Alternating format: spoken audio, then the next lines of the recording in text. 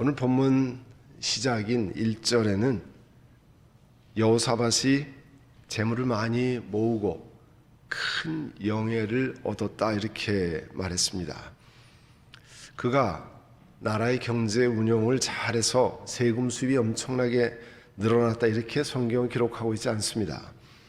그의 탁월한 정치로 인해서 그가 큰 영예를 누리게 되었다고도 말하지 않습니다. 여호사밧 왕이 재물이 많아지고 영예를 얻은 이유를 하나님 말씀은 이렇게 설명해 줍니다. 역대기야 17장 3절에서 5절까지 보시면 여호사밧이 왕이 되면서부터 그 조상 다윗이 걸어간 길을 따랐기 때문에 하나님께서 여호사밧과 함께 하셨고, 여호사밧이 바알 신들 우상 숭배를 하지 않고 그 아버지가 섬긴 하나님을 찾고 하나님의 계명을 따라 살고 이스라엘 사람의 행위를 따르지 않았기 때문에 하나님께서 여호사밧이 다스린 나라를 굳건하게 해주셨다 그랬어요. 그리고 온 유다 백성이 여호사밧 왕에게 선물을 바치니까 그의 부귀와 영광이 대단하였다.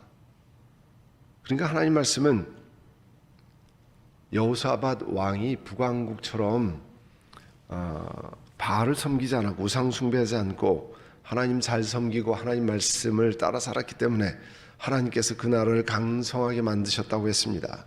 그로 인해서 그가 부와 영광을 누리게 됐어요. 또 17장 7절에 보면 여호사밧은 지도자, 지방 관리들을 백성에게 보내서 하나님 말씀을 잘 가르치게 했습니다. 레위 사람들 제사장 파견해서 유다 전국에 하나님 말씀을 가르치도록 애썼습니다. 그래서 주변의 나라들에게서 섬김을 받는 나라가 됐습니다. 거기 보면 블레셋이 조공을 바쳤다 그러는데 늘 블레셋에 당하던 나라가 남한국 유다입니다. 그런데 이런 놀라운 역사가 다 일어났어요. 그리고 군사력도 강화되었다 그렇게 했습니다. 유다 남쪽에 있는 유다라고 하는 나라가 강대국된 이유는 하나님 섬기기를 기뻐하는 그 여호사밧의 신앙으로 인해서, 또 백성들을 하나님 섬기게 만드는 그 신앙으로 인해서 하나님이 축복하셨기 때문이라 그랬습니다. 그런데요, 여호사밧 왕이 이렇게 남다른 영화와 부귀를 누렸는데 1절 끝에 보면 참 생뚱맞은 구절이 나옵니다. 그는 아합 가문과 혼인의 유대를 맺었다 그랬어요. 여러분, 아합 가문이 누굽니까? 열왕기상 16장 30절에 보면 오므리의 아들이 아합인데요, 그는 그 이전에 있던 왕들보다 더 심하게 하나님 보시기에 악한 일을 한 왕이라고 그랬어요. 그러니까 성경의 관점으로 악하게 한 거라는 거죠. 그리고 여로보암의 북왕국을 첫 번째 왕이 된 여로보암이 우상 숭배하는 것을 따라가는 정도가 아니고 그보다 훨씬 더 앞질렀다고 그랬어요. 그리고 아합은 시돈왕 엣발, 시돈은 지금 레바논 지역인데요, 엣발이라는 사람 누구냐면 본래 우상인 아세라 신의 제사장이었으니까 우상 숭배하는 정도가 아니고요, 아세라 상을 섬기는 아주 대장이었어요. 그 제사장의 딸인 이세벨을 아내로 삼았다고 그랬습니다. 그리고 나가서 바알을 섬기고 예배했다고 그랬습니다. 그러니까 그 아합 가문은 이렇게 우상숭배 아주 대장격인 가정이에요. 그런데요, 역대하 21장 뒤쪽에 보면 여호사밧 왕의 아들 여호람의 이야기가 나와요. 지금 오늘 나오는 여호사밧 왕의 아들 여호람이 아합의 딸을 아내로 맞아들였기 때문에 아합 가문이 한 대로 곧 이스라엘 왕들이 한 길, 뭐냐면 우상 숭배로 나아갔다. 그래서 하나님께서 보시기에 악한 일을 했다는 거예요. 자, 17장에는 하나님을 충성스럽게 여겼던 왕이 여호사밧 왕이었어요. 그런데 자신의 아들을 우상 숭배의 주범인 가정, 그리고 그 딸도 본인도 우상 숭배를 열심히 하는 그 딸, 아들의 며느리로, 자기 집안의 며느리로 혼인을 맺게 했다는 거예요. 그러니까 우상 숭배 대명사인 아합 가문과 사돈 관계를 맺었다는 거예요. 이게 그럴 수 있을까? 참 의문을 갖게 하는 놀라운 이야기입니다. 이렇게 온 백성을 하나님을 잘 섬기겠던 사람이 어떻게 우상 숭배 최고 선봉에 서 있는 사람들과 이렇게 가정을 맺을까? 그리고 몇 해 뒤에 2절에 보시면 몇 해 뒤에 여호사밧이 사마리아로 가서 아합을 방문했다고 그랬어요. 아합이 여호사밧과 그를 수행하는 사람들을 대접하려고 양과 소를 잡았고 아합이 여호사밧에게 제안을 했습니다. 길라 라못을 치러 올라갑시다.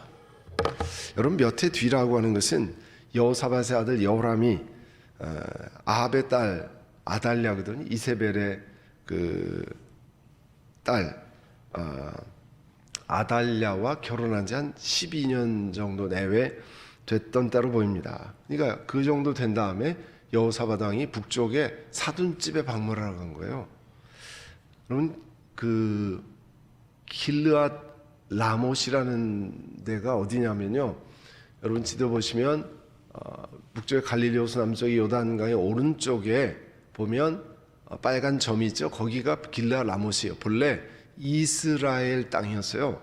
그러다가 시리아에 자기 아버지 때 시리아에게 빼앗겼어요. 그런데 그거를 이제 전쟁을 수행하면서 다시 찾기를 원했거든요. 이 북쪽의 왕이. 그래서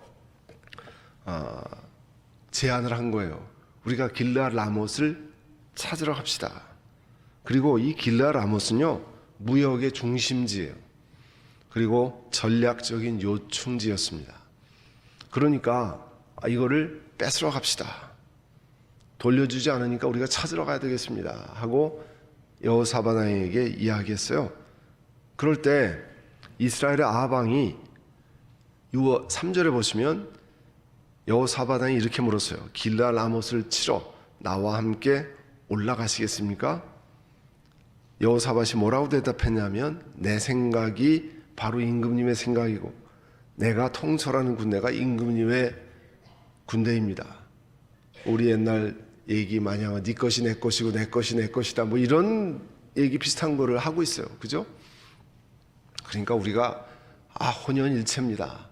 이 양쪽 나라가 이제 하나입니다. 뭐 이렇게 얘기하고 있어요. 운명 공동체가 됐습니다. 우리가 임금님과 함께 싸우러 나가겠습니다. 엄청난 제의잖아요. 그냥 즉각 수용했습니다. 아들이 혼인관계를 맺는 것, 또 정치적인 이해관계로 전쟁에 동참하는 것 다 운명 공동체가 되는 일이에요. 그런데 이 두 나라는요 확연히 다른 나라였어요. 남쪽은 하나님을 섬기는 나라, 북쪽은 우상 숭배 앞잡이 나라. 같이 섞일 수가 없는 나라였어요. 신약 고린도 후서에 보면 사도 바울께서 고린도 교회에 이야기합니다. 믿지 않는 사람들과 멍에를 함께 맺지 마십시오. 정의와 불의가 어떻게 짝하며 빛과 어두움이 어떻게 사귈 수 있겠습니까? 그리스도와 벨리알은 그 악한 것의 사탄의 대명사인데요. 다른 말인데요. 그리스도와 벨리알이 어떻게 화합하고 믿는 자가 믿지 않는 자와 더불어 어떻게 차지할 몫이 무엇입니까? 여러분 멍에라는 거 알죠? 각각 따로따로 있는 거는 멍에 맨 게 아니에요. 멍에는 여러분 소 2마리를 멍에에 얼을 딱 매면 한쪽 소가 오른쪽으로 가면 왼쪽 소는 같이 가야 돼요. 한쪽 소가 안 가면 다른 쪽 소도 가만히 있어야 돼요. 그걸 멍에예요. 그래서 그냥 알고 지내지 말라 그런 뜻이 아니에요. 멍에를 같이 매지 말라. 한쪽이 주저앉으면 다른 쪽도 못 가요. 한쪽이 막 가면 방향을 바꿔서 가면 그쪽도 쫓아가야 돼요. 멍에를 맺기 때문에 그런 얘기를 하는 거예요. 그래서 고린도후서 6장 16절에 하나님의 성전과 우상이 어떻게 일치하겠습니까? 우리는 살아계신 하나님의 성전입니다. 그렇게 얘기했어요. 그러므로 너희는 그들 가운데서 나오고 떨어져라. 하나님이 사도 바울을 통해서 말씀하는 거예요. 부정한 것을 만지지 말아라. 여호사밧에게 그렇게 이야기하고 우리가 올라갑시다. 당신의 나라가 우리 나라가 당신의 나라고 혼연일체가 됐습니다. 운명 공동체가 됐습니다.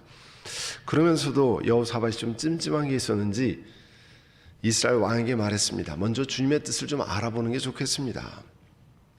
늦었지만 다행히도 하나님 뭘 기뻐하시는지 그래도 하나님 섬겼던 여호사밧 왕이 알기를 원했어요.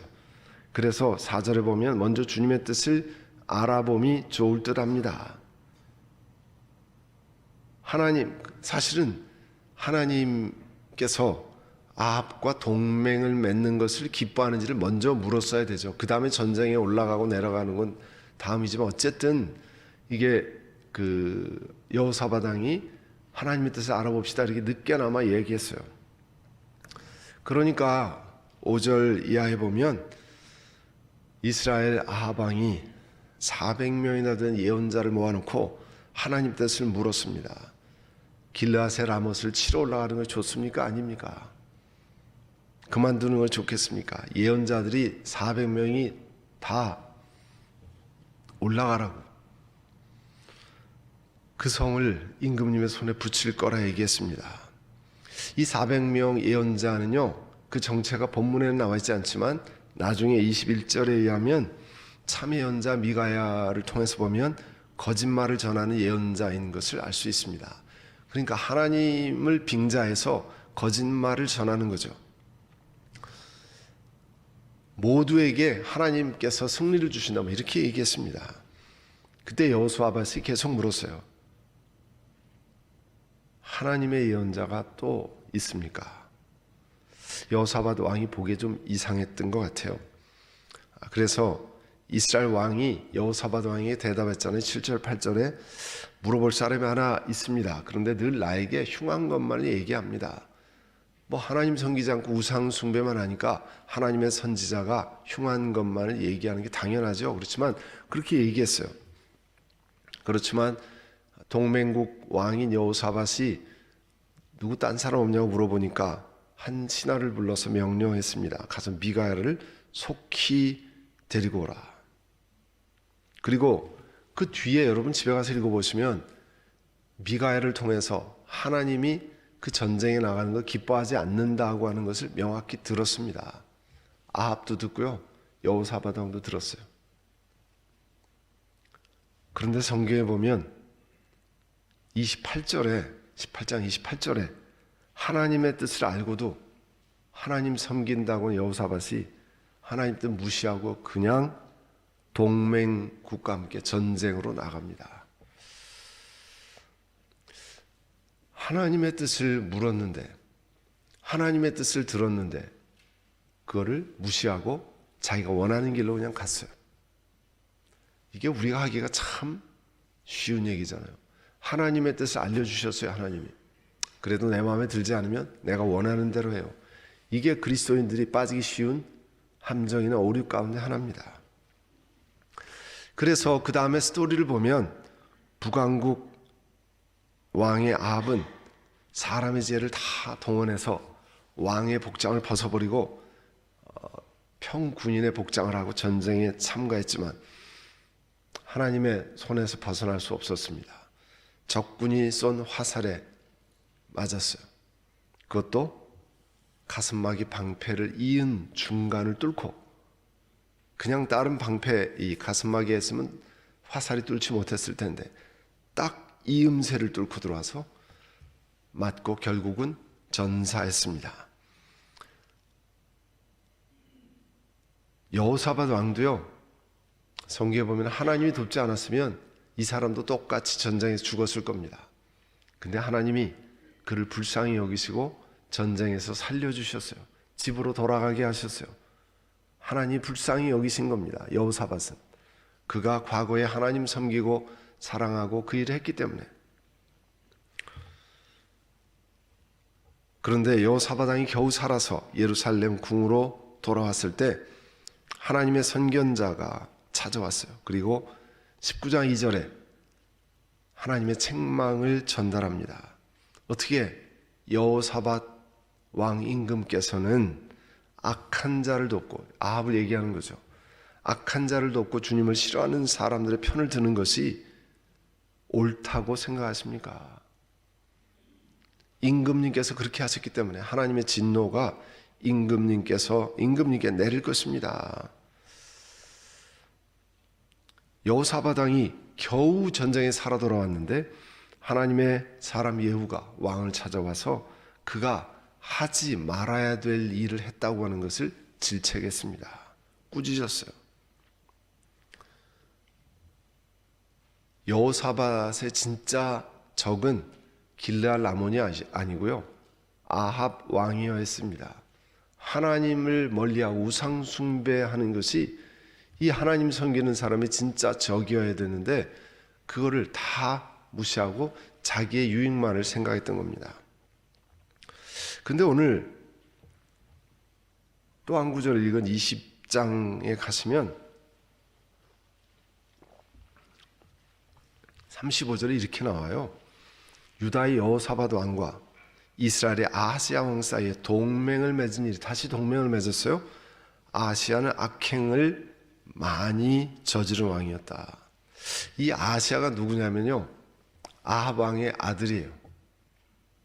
그냥 아들인데 좋은 아들이 아니고, 거기 본문에도 나왔잖아요. 악행을 많이 저지른 왕이었다.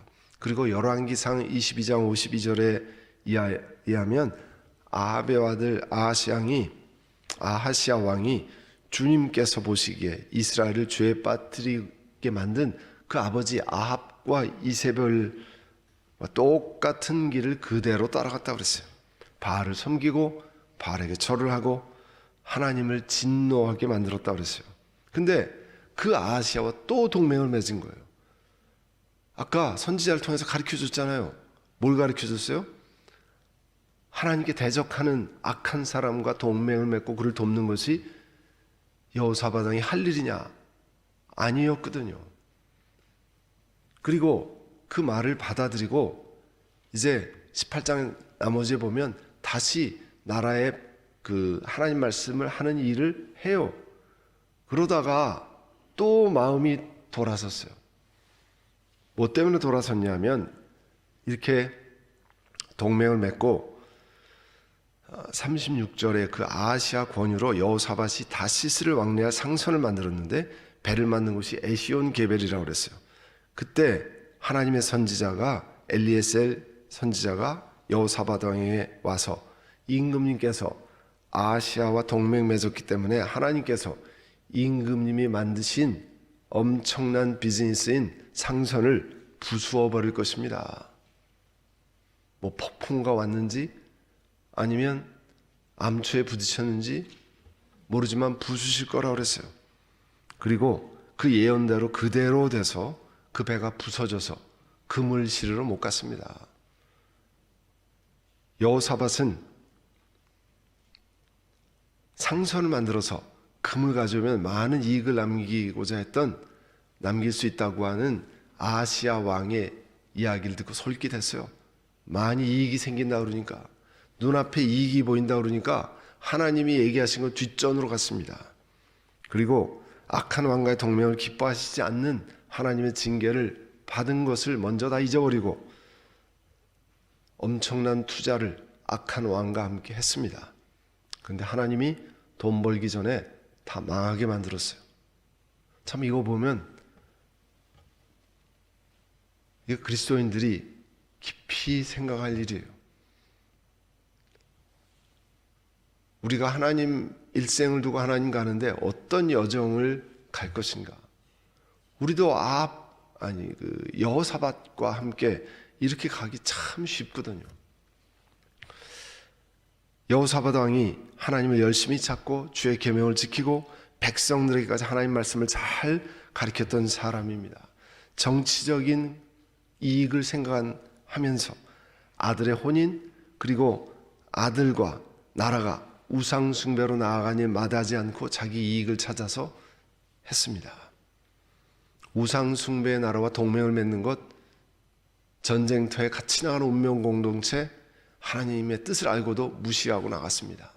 다 자기가 나라를 잘 다스리고 정치적으로 유익하고 북왕국 이스라엘과 전쟁하지 않을 수 있는 방법을 혼인과 정치적 동맹을 통해서 한 거예요. 군사 동맹, 혼인 통해서 많은 이익을 얻을 거라고 생각했어요. 사람의 지혜로만 계산한 겁니다. 사람의 계산으로만 계산한 거예요. 그러다가 다 죽을 뻔하고요. 투자한 거 다 날리고 하나님의 책망만 들었습니다. 우리도 우리의 지혜로만, 사람의 계산으로만 우리 인생을 디자인하면 우리도 여호사밧이 빠졌던 함정에 똑같이 빠질 수 있습니다.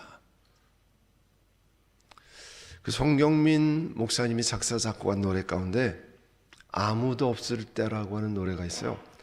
이번 주에 가정 예배 할 때 찬송으로 이렇게 보내드릴 수 있도록 할게요. 아무도 없을 때 가사가 이렇습니다. 하나님 앞에서 내려놓게 하소서. 하나님 앞에서 내려놓게 하소서. 내 모든 욕심을, 내 헛된 마음들 주 앞에 나 내려놓습니다. 하나님 앞에 내가 서 있네. 하나님의 눈이 나를 바라보시네. 하나님 앞에 내가 서 있네. 하나님의 손이 나를 붙들고 계시네. 하나님께 감사할 일은요, 여호사밧이 실수해서 범죄해서 다 죽게 생겼는데 하나님 앞에 그가 정성껏 하나님 섬겼던 사실을 기억하고 그를 적군의 손에서 건지셨다는 거예요. 하나님 앞에 우리가 서 있네. 하나님의 손이 우리를 붙들고 계시네. 하나님 앞에 이 여호사밧의 이야기를 통해서 우리 자신을 돌아보는 여러분 되시기를 간절히 바랍니다. 기도드리겠습니다. 사랑하는 주님, 이 시간 주의 말씀을 기억하고 이제 성찬에 나아가려고 합니다. 하나님의 생명을 우리 가운데 새기고 하나님의 말씀을 기억하며 주님의 사랑을, 십자가의 사랑을 다시 한번 확인하는 복된 시간 되게 하옵소서. 예수님의 이름으로 기도드립니다. 아멘.